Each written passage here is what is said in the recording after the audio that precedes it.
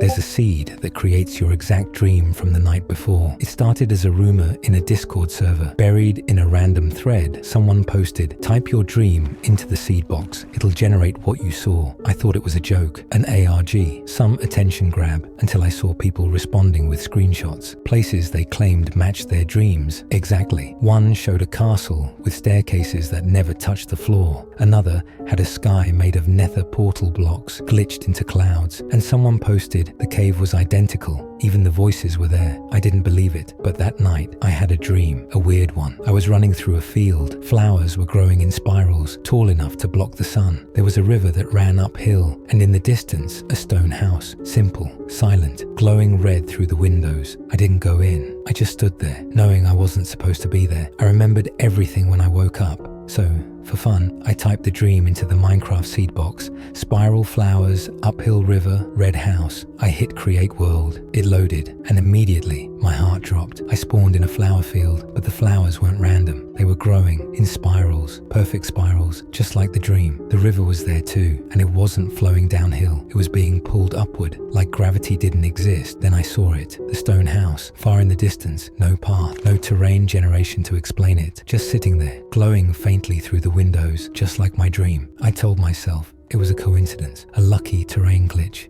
But part of me felt watched. I walked toward it, slowly, block by block. Every footstep sounded louder than it should have, and the closer I got, the quieter everything else became. No sheep, no wind, no ambient cave sounds, just the sound of my steps. When I reached the house, I noticed something I missed in the dream. There were signs nailed to the door, one on each side. The left said, "Don't wake him." The right, "Do not enter until you forget." I stood there for a long time, reading them, rereading them, trying to understand who was him. I broke the door anyway. Inside, the floor was all black wool. The red glow came from redstone torches, but they weren't flickering, they were pulsing. On the far side of the room was a bed, and something was in it, not moving, but not asleep either. Its head was turned toward me, like it had been waiting. I couldn't see its face, just shadow, distorted and flickering every few seconds, like corrupted pixels. Then chat popped up, but I was in single player. Dreamer joined the game. I froze, then another line. Dreamer left the game. No footsteps, no name on the tab list, but the pressure in the room changed. I wasn't alone anymore. I hovered over the bed.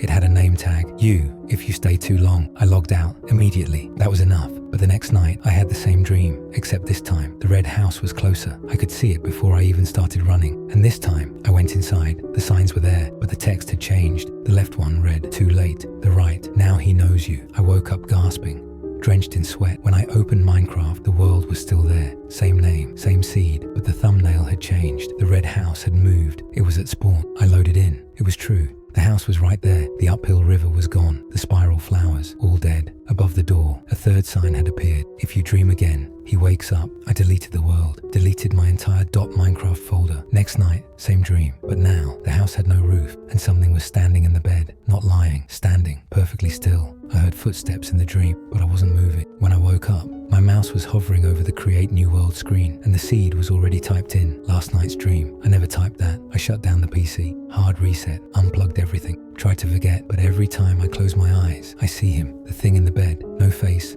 no name. And sometimes, when I start to drift off, I hear something whisper from behind the door. "You wrote the seed. You made this real."